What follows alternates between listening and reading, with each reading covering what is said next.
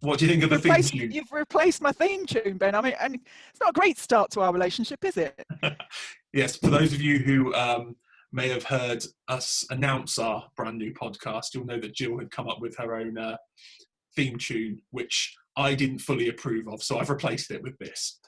I am sorry, Jill. I made an executive decision. Fine. I mean, Fine. you'll have to learn how to edit. You are the technical guru, therefore it falls to you. I know. Exactly. Right, but hello everyone. Welcome to the first episode of Treading the Boards. I've given it the title, Jill. Sing it. Don't sing it. I've given it the title Curtain Up, Jill. Curtain Up. That's a good title for the first episode, isn't it? Yes, you've been very clever, haven't you, Benjamin? I mean, I'm just very clever. But yes, we're giving it the title Curtain Up for the first episode. What will we cover in this first episode, Ben? Give us a little rundown of what we're going to do. Well, the aim of this first episode is for you to get to know us a little bit, really. Some of you probably feel like you know us enough and don't really want to know us anymore. But who knows, there might be some little insights into our personalities and who we are, maybe. Our psyches, yes. It's a very messed up place to be. But yeah, Treading the Boards, we're going to be looking at amateur theatre. We're going to be exploring lots of different questions to do with amateur theatre, different productions that have been going on, and really just highlight the importance of Amdram amateur theatre. I really hate the phrase Amdram. Let's just say that first. We gave a cryptic clue, the answer to which was Amdram this week. Really, it's just weird. A morning drinks measure. Would you have got it? Amdram. Would you have got it, Ben? I wouldn't have got that. No. Well, there you go. No. That's the kind of lockdown fun we're having in this house. It sounds thrilling. But no, Amdram, but we're going to celebrate all things amateur theatre, the importance of amateur theatre, and hopefully, obviously not this week because we're going to introduce you to ourselves, hopefully each week we'll have special guests who have something to do with the world of amateur theatre to come and talk to you about what they do and their love of theatre. And we're going to pick different topics each week as well, aren't we, Ben? And get people's thoughts beforehand, as well as then talking about those topics when we are live. Indeed. We're going to try and have sort of a discussion topic. We need like a little jingle. Like maybe that could be what you create, Jill. You can create a little jingle. Hello. Like, topic will it of the sound week. like the blank? Will it sound like the blankety blank theme? Probably. Yep. Yeah, it's that, you need that topic of the week thing. That's what okay. We need something like that. So we're going to have a question or a topic each week that we're going to maybe focus on before we interview our guest. And the hope is that we will post it on our social media pages and you can give your thoughts and perhaps we'll give you a shout out in each week's episode. But I don't know how you're currently listening or watching our podcast, but at time of recording, we're on Spotify. Are we? We're on Spotify, Jill. We're on Google Podcasts. Google Podcasts. We are on some others. But if you want to watch a video version, if you want to see our faces, then obviously we have a YouTube channel, Treading the Boards, the Amateur Theatre Podcast. You can be watching us there. And subscribe. I think that's what they do, isn't it? At the end of all of them. Subscribe now. I don't know what that means. What does it actually mean when you subscribe? Does it mean something? It means that you get notified when we post another video. So it's definitely a good thing to do. Is it? Right. Yeah. Good. So subscribe to all YouTube and Spotify and everything to know when new episodes are posted. Perfect. But obviously, if you watch the YouTube video, you'll see the nice little introduction video to go with that music that you heard just now. So it's definitely worth watching the video version at some point. Yeah. Oh, yeah. And we're beautiful, aren't we, Ben? Beautiful. And we're beautiful. And it's a great way to see how our weight fluctuates during lockdown. Thanks. I'm talking more me. Well, it snowed last weekend. I had to get my salopettes out. I haven't worn them for 2 years. That was a bit dodgy for a while. Luckily, they have quick release panels on the side so you can get fatter and thinner. It's fine.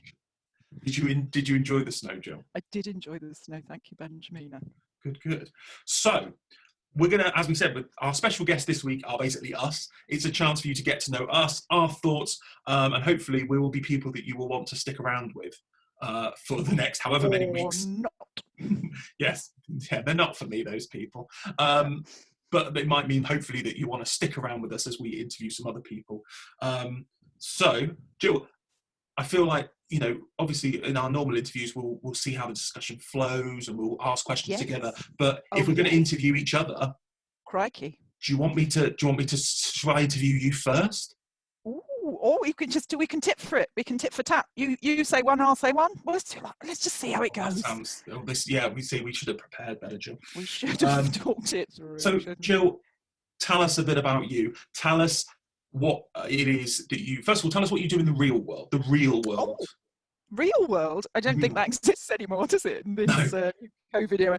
In the real world, I'm an HR director. I work for a company 3 days a week, and then I run my own consultancy business doing strategic HR, management development, and leadership development the other 2 days. So that's what I get paid to do. That's very, very exciting. I feel like things like amateur theatre, drama, and acting and performance maybe comes into that a little bit, does it? Yes, it does. In lots of ways. One way is, this always makes people think I'm weird. I mean, I am weird, but it underlines the weirdness. I'm finished a day's work today, and even though it's lockdown, I don't know if you can tell, but I'm quite smartly dressed, because actually I like to put on the costume of an HR director, which includes a ring and a bracelet. That's all part of the costume, because that just helps me feel like I'm being professional and I'm not just being Jill, the mum, and the mad person that I normally am. So yeah, there are huge amounts of crossovers for me every day. A full costume. I mean, that's even a wig that you're wearing currently, isn't it, Jill? Yeah. It's all part of the. It's all part of the look. Part of the HR director look. Yeah. So it's a useful skill. It really is. I run training for various groups, and being able to be confident to do that sort of centering yourself and step out onto the stage is really similar, actually. And it's one of the reasons I wanted to get involved in youth groups, and to do some of the sort of amateur theatre stuff locally, is that when I was a child, I was really quite shy, and acting and standing up and being confident enough to do that was one of the ways that I managed to deal with my shyness. And people that know me now are like, oh God, you're not shy. But certainly when myself and my husband had kids, we decided early on that the children would act, because it really is something that does help you. I can go out, and I ran a training course today, which I hadn't really run before. I hadn't run it virtually.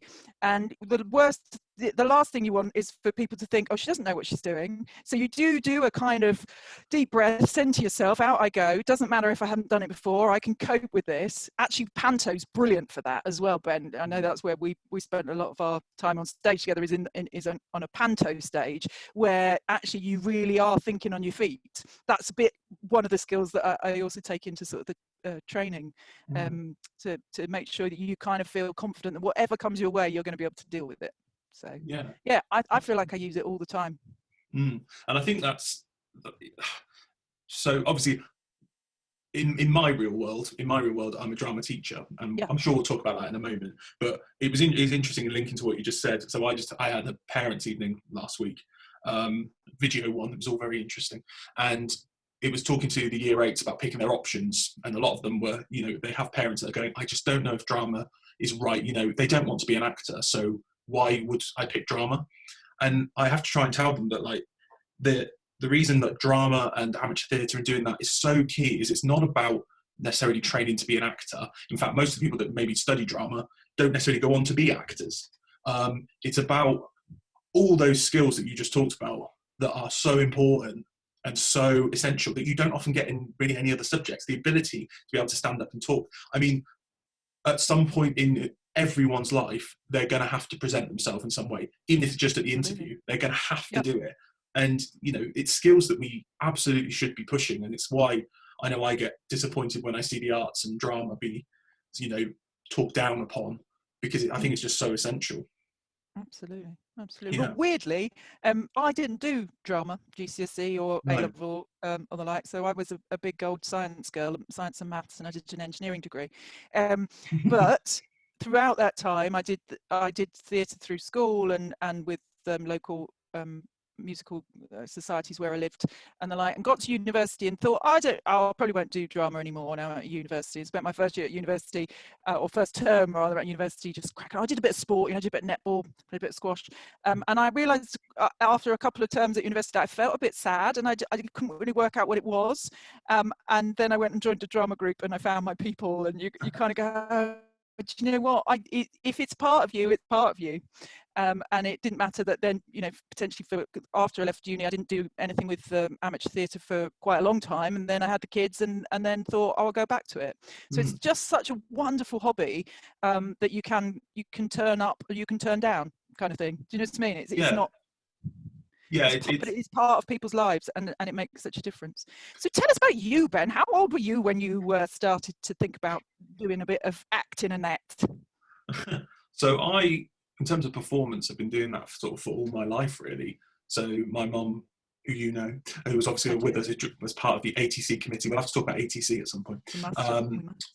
She was a dance teacher, so she put me into dance when I was 2. And I think 2 or 3 was the first time I actually was on stage. So mostly it was sort of dance for a while. And I liked sort of doing drama bits here and there. I liked doing school plays and stuff like that, as in like in primary school, but I wasn't necessarily part of any theatre group until I think I was in year 9 at school, roughly, and they were going to do a school musical of Bugsy Malone. And my drama teacher said, you should audition. And I did, and I got the part of Fat Sam, and something just clicked for me. Like, I had so much fun with it. I felt confident enough to improvise. I don't know where that sort of came from either, like this confidence to just be able to improvise and try something new, because it was never something I was necessarily taught. You dirty rat, Sam! You dirty rat! It was great, a great part. Some parts of it still stick with me. So from there, it's the first show I ever directed. It was the first show you ever directed. I was there as your choreographer, wasn't I? Choreographer, yes. But yeah, so from there it sort of evolved, and I joined multiple different drama groups and theatre companies. So I have so obviously ATC back when it was St John's Drama Group. Yep. I joined St John's Drama Group. That was actually probably the group I've been part of the longest, which is funny that now that's evolved into Avocet Theatre Company, with whom we are the committee members for. And then I joined a group called Yobbos, which is the Youth of Banbury Operatic Society, who stage a whole musical in a week. And now I'm the youth officer, and I run that sort of group, which again is sort of strange to me. And then their parent society, Banbury Operatic Society, and different groups I've sort of been involved with who have asked me to come along and be part of the production team, or perhaps I'll take part in their shows. I try and take part in as much as I can, and I did growing up. And obviously that then manifested itself into what is now my career as a drama teacher. So it's sort of my life is a drama, Jill. Well, I mean, I could have told you that without the backstory. Yeah, we could have just saved time there, couldn't we? But yeah, I mean, it is quite a major part of my life. And I know some people sort of think, well, why do you want to do? Some people have asked me before, like, why would you want to do what is essentially your job as your hobby? Like, most people don't want to, but it's a very different thing. Yeah. Like I'm a teacher and I'm delivering, stuff in that capacity, but as a performer and as a director and stuff, it is different, and there's a different love, and that passion then can spill into both things, and it makes me hopefully a better person for it. And also, I think that's part of why we do Avocet Theatre Company, because I do that and Bodicott Church Youth Drama Group, and it's a different thing being involved in drama as a leader or a teacher versus being on the stage yourself. And so I think we both kind of try and get a little bit of both, don't we? Because you feel brilliant when the kids go up at Bodicott, and I think, wow, look what we've done. That's amazing. But it's a different buzz when you get a round of applause, or you've just nailed something on the stage. So it's a balance of both, isn't it? 100%. It's about the different, like the joy that you get from the different sides, the different types of stress and pressure you get from both sides, which is exciting afterwards. Like, it creates a bit of a adrenaline, doesn't it? But then you see, the after show parties are a good release of that afterwards. That is very true. That is very true. We've written a few funny things whilst we've been at after show parties. I think you'll find, Benjamin. I'm not sure they're appropriate for this kind of audience. Maybe that will be another episode. An X-rated episode where we read out the Amazon reviews we have written whilst drunk episode. Yeah, that would be the after show parties episode we'll do at some point. Yeah, that'll be a good one. Talk about after show parties. Yeah. But yeah, I mean, it's.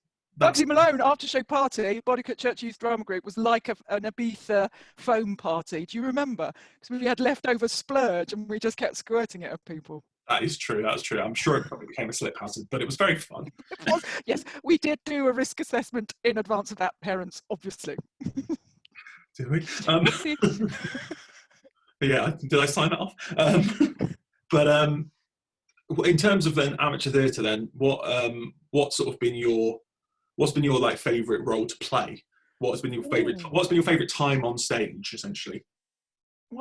Weirdly, I mean, I'll give a little bit of backstory if I can, which is that when the first ever time that I sort of stood up and did something, I was probably about 5 at school in a school assembly, and my mum had to say to the teachers, I know she seems really shy, but actually ask her to do some impressions, and she's actually quite good.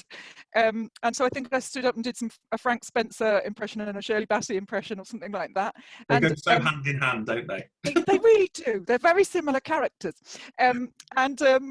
From then on, even though I was at a mixed primary school, I played James Bond and Scrooge and Jesus, which is the Catholic primary school. Playing Jesus is a very big thing. And I think that really sort of set me on a path that said I didn't have to be, I would always go for the part that I liked rather than perhaps the female part in things. I did then go to an all-girls secondary school, so it was okay that I then played men for most of my secondary school period. And one of my favourite parts was Malvolio in Twelfth Night, cross-gartered and the like. I absolutely love that part. Sergeant of Police in they're all male parts. It's male. Just such, literally. And then I went to university and did Talent, the Victoria Wood one-act play for Warwick University Drama Society. And guess what? Played a man. Just get typed. 1, 2, and 3, yes. So when St John's then, I think Tina Griffiths from St John's Drama Group at the time said to me outside St John's School, do you act? And I went, I used to, a little bit. And she said, it's just we've got an opening for to play Prince John in a panto. I went, it's a male part. Yes, that's fine. Count me in. She's gone, we need you to be Maid Marian. I've gone, no thanks, love. No, it's not my thing. Well, funnily enough, that panto was when I was playing Maid Marian. Yes. Yeah, as you do. Yes, that was where we first met, wasn't it? That was when we first met, yes. When you got convinced to come and take over a role because someone dropped out. So you came and took over the role, and the rest is history, as they say, John. I think it literally is. So I don't know if you know, you probably won't remember it. I mean, why would you? But a moment always sticks in my mind from that show, and it's the sort of time I think I sort of went, yeah, I'm going to get on with this person about you. Oh God, what did I say? Oh no. It was during. Was it rude? Don't say it was rude. It wasn't rude. It's not even, to be honest, it's not even that funny. But it just sticks. Okay, don't say it then. Actually, you were incredibly rude. No, you weren't. It was during one of the performances, and for some reason beforehand we'd talked about what we'd had for tea that night because it was gripping conversation. And I'd mentioned something like I think I'd like tried garlic mushrooms for the first time ever. And there was a scene at the start of Act 2 where I have to pretend to kiss you to distract you as the sheriff. Oh no, Prince John, sorry. I had to kiss you. And as I went in to kiss you, you just screamed, garlic mushrooms at me. And I couldn't stop laughing. And I don't know why, it's not that funny now. And people listening will be like, oh, great. He's very unprofessional, yes. Yeah, but it's just it just sticks with me, that memory. And I think it's when I was like, yeah, we're going to go on. We're very alike. What about you, Ben? What's the favourite role you've ever played? So it's funny, you see. It's interesting, isn't it? Because yours are male roles and mine are probably female roles. And they wonder why we get on. We had, I mean, probably one of my favourite roles that I ever played was one that I sort of always knew was quite like a dream role. It was when I was a member of Yobbos, and I did Edna Turnblad in Hairspray. It's got to be Edna. Because it's just such a fun role. And the thing is, and I do, people that know me do know, I play the female role a lot in terms of panto dame and roles like that. But it's just because it's so much fun. And like you do get, and I suppose it's the same when you're playing something that is against what you would usually play, perhaps if you were doing a traditional role, you can just have a bit more fun with it and you can act it up a bit more. And it's, it's the same with you, I think, when you're playing probably a male role, you can get to just be a bit more perhaps stereotypical at times with it and ham it up a bit more. Yeah. So I have enjoyed playing Edna. I got to a couple of years ago play Tick in Priscilla, Queen of the Desert, Oh yeah. which was a lot of fun in terms of the show itself is just, I think, a brilliant show. It's such a great message, and obviously the music, and that was got a lot of fun. And then I enjoyed playing the roles in Spam a lot as well. Yes. I got to play Sir Galahad, who gets a great song, which we've sung before in variety shows, and Prince Herbert as well, which was hilarious to play. But you know, and it's there's sort of lots of different roles that I enjoy for various reasons. Like I love doing pantomime, and I love playing the different characters, like playing the evil queen recently in Snow White, and I say recently, it was a few years ago now. Madness. I know, time is a flying, isn't it? It is. So things like that, it's just fun for different reasons, and you know, so yeah, it's and the role that you're itching to do. I think one role that I'd like to do, one role that's on my list of things that I'd love to play at some point, is Thénardier in Les Mis. Oh yeah, nice. Or the MC in Cabaret, maybe. Oh, lovely, yeah. One part. Yeah. What about you? Dream roles? I think you know this one, but Margaret from Everybody's Talking About Jamie, the mum in that. I actually also, going back a way, a couple of kind of classic musical parts that I probably now will never get to do because I'm so old. Calamity Jane, and also Adelaide from Guys and Dolls. Absolutely love those parts. Love him. Also Imelda Staunton. Anything that Imelda Staunton's done, I would love to do. So she did Mama Rose and Gypsy as well. So any of those kind of big female parts. Actually, so they were female. I actually mentioned female parts then, Ben. Get me. I'm really moving on. I did just think of probably another dream role for me, actually, which I can't believe I forgot, which is Miss Trunchbull. I was going to say, I expected you say Miss Trunchbull. Yes. But that's another one. But yeah, one day maybe. One day. Well, maybe for you, I think a lot of those parts now are. Apart from everybody's talking about Jamie, where I do have a 17-year-old son, so I'm actually exactly the right point to play that part. The other parts are probably now going to go to the younger women in the casts. Let's be honest. And also, I'm not mad keen on singing, so. I think there's some great roles and stuff for. I'm not going to call you an older lady, Jill. You are going to call me an older lady. It's fine. I can take it, Ben. Take it on the chin. But I think, you know, there's great roles out there, like you say, like James Mum and people like that, sort of the more you know, which I think is fantastic fun. And there's more shows coming out all the time for amateur theatre that include those sort of roles. Oh yeah, and we just watched one, didn't we? Should we mention that? No, let's not mention that. Oh well, there, go on. We watched The Prom. We watched the film The Prom over Christmas, and there's some again classic older people's parts in there. Maybe one day we might be allowed to do. We're on the list. But yeah, The Prom, fantastic, really good show. I mean, we didn't watch it together. We should probably clarify. No, we didn't. We didn't break lockdown rules. No, he messaged me and said, "Have you watched this?" And I went, "Okay, I'll watch it now." And then I watched it, and then I messaged him back. All right, don't get uppity with us just because we're on a podcast. Send us complaints. But on that, leads us nicely into talking about this period of lockdown in terms of keeping creative and keeping doing stuff. You know, for both me and you. It's been, I mean, I know it's a major part of my life, doing all this stuff, and obviously for you as well, you know, with ATC and with Bodycut and things like that. So how have you found not being able to do what it is you love? Yeah, tough. I mean, we were very lucky at Bodycut. We squeezed in Spam a lot in the February half term last year, which is probably one of the last amateur shows to happen in the area, which fueled us for a little while.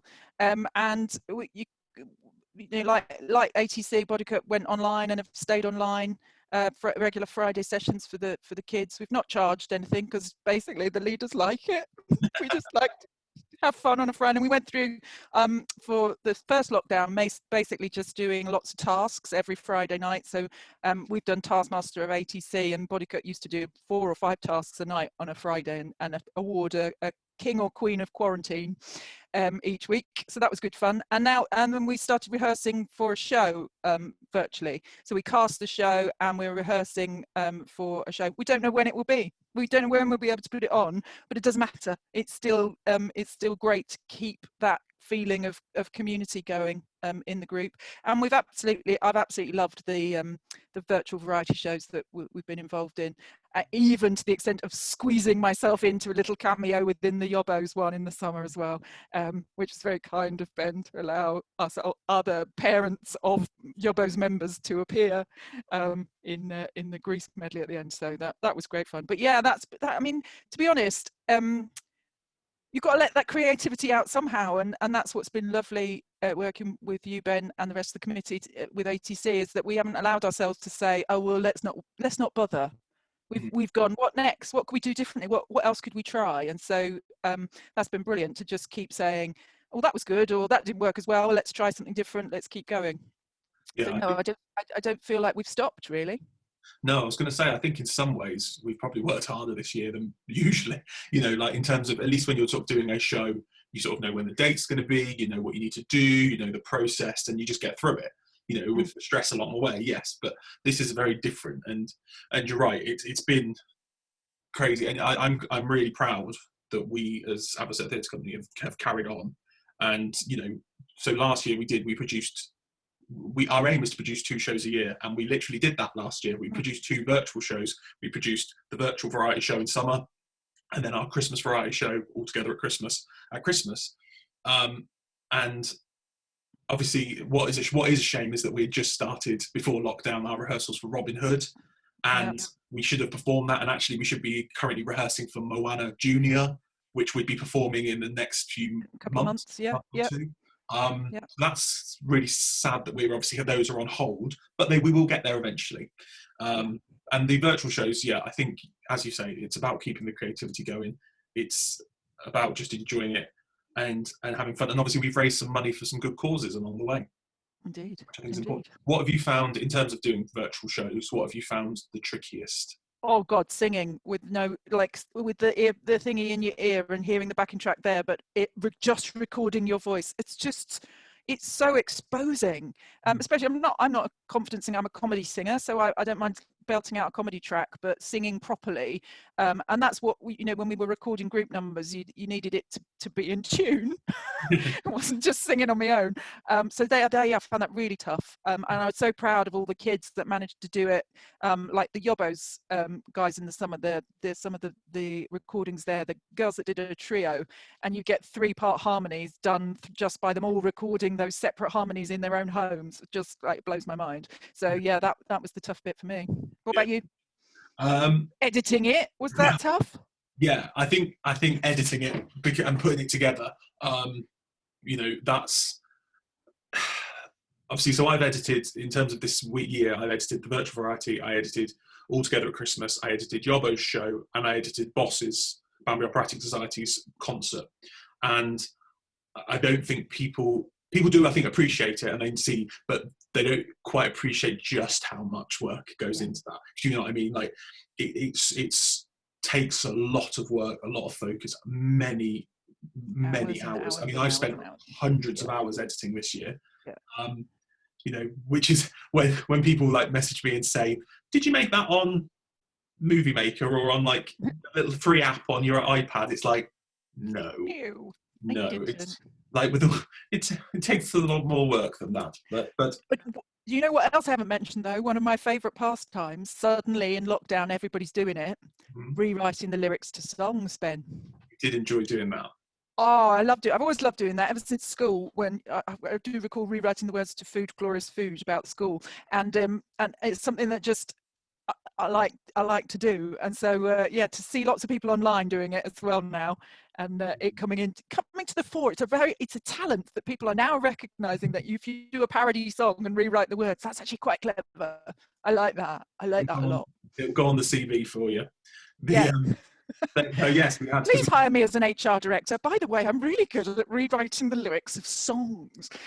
Takes on what do we have? What was it?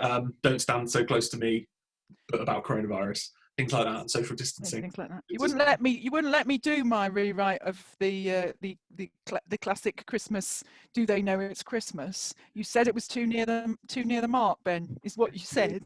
I did, which is funny for us considering how close to the mark we often get. We normally are. Yeah.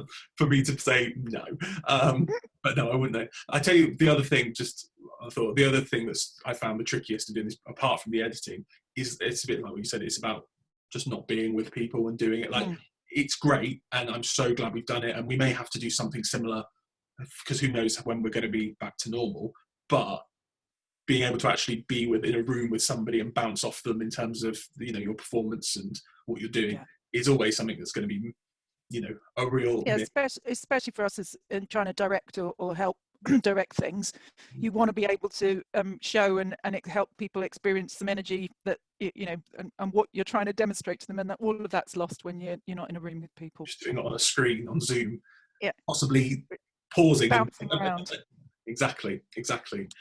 Shouting out, "Get off the Wi-Fi!" The Wi-Fi, or the dog's barking, or something like that. Yeah, well, that's your end. It's normally someone's banging something. Beg your pardon? And I meant that you had some workmen in the other. Oh, I'm just going to stop. I'm just going to stop talking. Good. Well, any other questions there, Ben? Just talking about that. Just talking about something. Right. Get this. I just need to share this, and I feel like this podcast is a great place. Do you want to know the email I had today? Right? What? You want to see this? Hang on, I've got to find it. I've got to find it. Where is it? Hang on. So I had an email today from, Moonpig. Moonpig, yes. The cards people. Was it about Valentine's Day? Yeah. Yeah. And it said, subject, want to opt out of Valentine's Day emails. From Elizabeth at Moonpig. So that want to opt out of Valentine's Day. It said, you may not want that. I was like, cheers, Elizabeth at Moonpig. Cheers. Thanks for judging me. Yeah. You won't be wanting Valentine's Day. You don't need this. You don't. Cheers, Elizabeth. I mean, it's nothing to do with amateur theatre, but I haven't ever had a real Valentine's card. Haven't you? No, not. When I might say real, like a Valentine's card, and I don't know who that's from. Yeah. Like a proper, I don't know who that's from one. Anyway, there's nothing to do with amateur theatre, sorry. Treading the boards. We're allowed to go off topic sometimes. It's about getting to know us as people, Jill. Well, there you go. I've shared the innermost thoughts there about Valentine's Day. I mean, it's very depressing, isn't it? No, Ben. I mean, if the podcast really takes off, you never know what could be dropping through my door this year. I mean, hopefully Valentine's cards, but it could be just like a dog poo. Like a dog poo. Oh, snorted on the first podcast. Damn. So what? Trying to bring it back to something to theatre. Yes. When this is over? Yes. One day, what are you most looking forward to getting back to, or doing, or seeing, or what? Am I allowed to say the after show party, or is that inappropriate? I mean, definitely. I mean, well, yeah. Show week is my answer. Actually, get into after show party and get out on the Sunday is just such a good team experience that that's what I'm really hankering for. Is yes, the rehearsal's great. Yes, all of that's great. But actually, that show week is when the buzz really, really builds. My husband hates it because we're just like, me and Katie end up as complete nutters. They're never in the house and always off. I mean, where are you? Oh, I'm out buying some strange prop from some strange place because we need it for tonight.